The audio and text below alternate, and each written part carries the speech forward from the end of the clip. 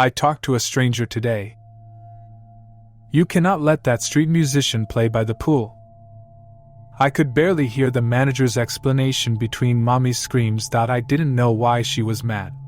I liked the musician. He was playing a beautiful melody, and his outfit was really colorful.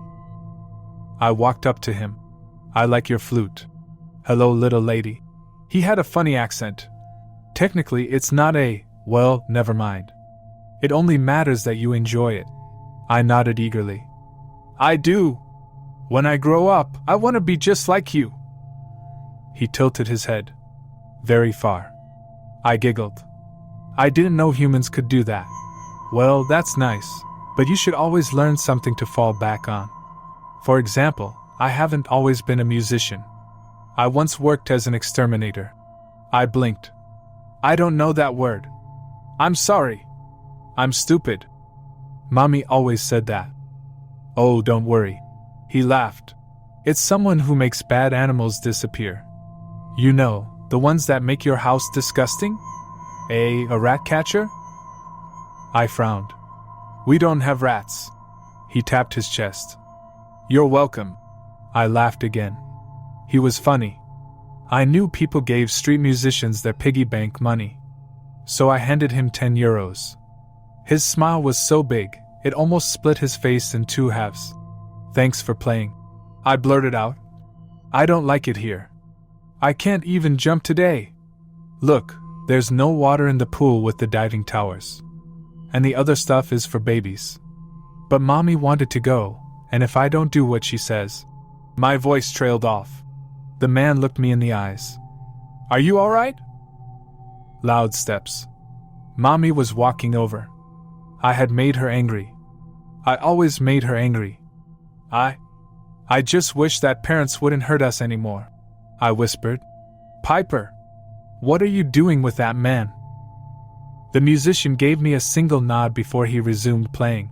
It was a different melody this time. It sounded old. And then my mommy stopped yelling. She looked at the man. There was something different about her eyes. She walked right past me, with steps that were almost robotic. All the parents did. One by one, they lined up behind the musician. He didn't stop playing while he climbed the ladder of the 10-meter board. When he got to the top, he looked down for a moment. Stop! I screamed. You! He smiled at me. And jumped. Smack! The lovely man turned into a red puddle on the cement. My mother was next. She dove in headfirst. And it went on and on and on. Disgusting sounds filled the air. When it finally stopped, the only sound left were children's cries. I wasn't sad though. I looked at the broken bodies and giggled. The pool was filled with blood, and the rats had disappeared. I've always seen things, but not like this. The sun hung low in the sky, casting long shadows over the cemetery. As I made my way through the rows of tombstones, I noticed a figure huddled next to a freshly dug grave. A young girl, her tear-streaked face buried in her hands, her shoulders shaking with silent sobs. Concerned, I approached her gently, careful not to startle her. What's wrong? I asked, my voice filled with compassion. She looked up at me, her eyes red and swollen. Her voice trembled as she spoke. Nobody came to my funeral. My heart sank as her words registered in my mind. The weight of her loneliness and despair hung heavy in the air. It was a profound sadness that no child should ever have to endure. Kneeling beside her, I extended a comforting hand. I'm here now, I said softly. You don't have to be alone. She hesitated for a moment, searching my face for sincerity. Slowly, she reached out and took my hand, her grip trembling with vulnerability. The connection was small but significant, a beacon of hope amid the desolation of her present reality. Tell me about yourself, I suggested, hoping to distract her from her grief. Through her tears, she managed a faint smile. My name is Lily, she said, her voice barely above a whisper. I was just a little girl, and I got really sick. The doctors couldn't help me, and I died. As she spoke, her words carried the weight of a life cut short, dreams unfulfilled, and connections severed too soon. I listened intently, providing a safe space for her to share her story. I thought people cared about me. Lily continued, her voice quivering. But when I died, nobody showed up. Nobody said goodbye. It's like I was forgotten. I felt a lump forming in my throat, struggling to find the right words to offer solace. Sometimes people have different ways of showing their love and grief, I explained gently. Maybe they didn't know how to say goodbye or simply couldn't bear the pain of seeing you laid to rest. Lily pondered my words, her brow furrowing. But it still hurts, she admitted, her voice choked with emotion. I know, I replied, my voice filled with empathy.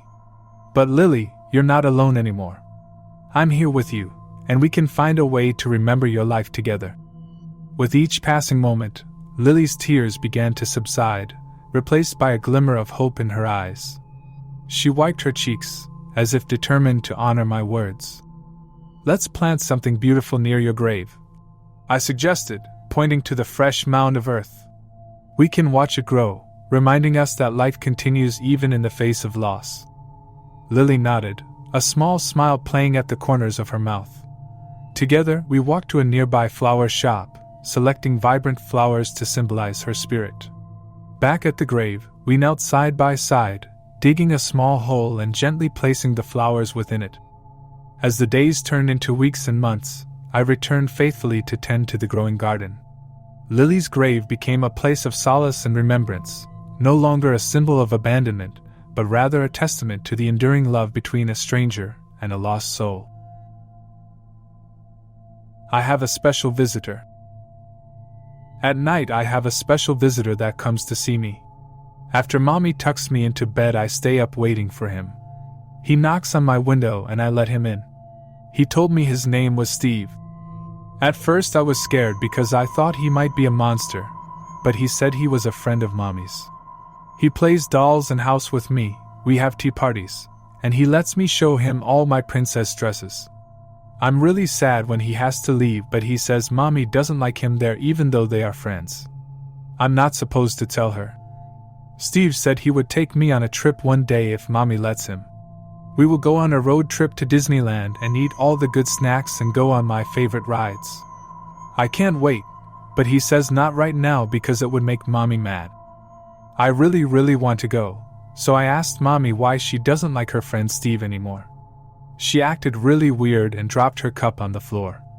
She said she didn't know anyone named Steve. But then Daddy asked her, "Didn't you have an ex-boyfriend named Steve?"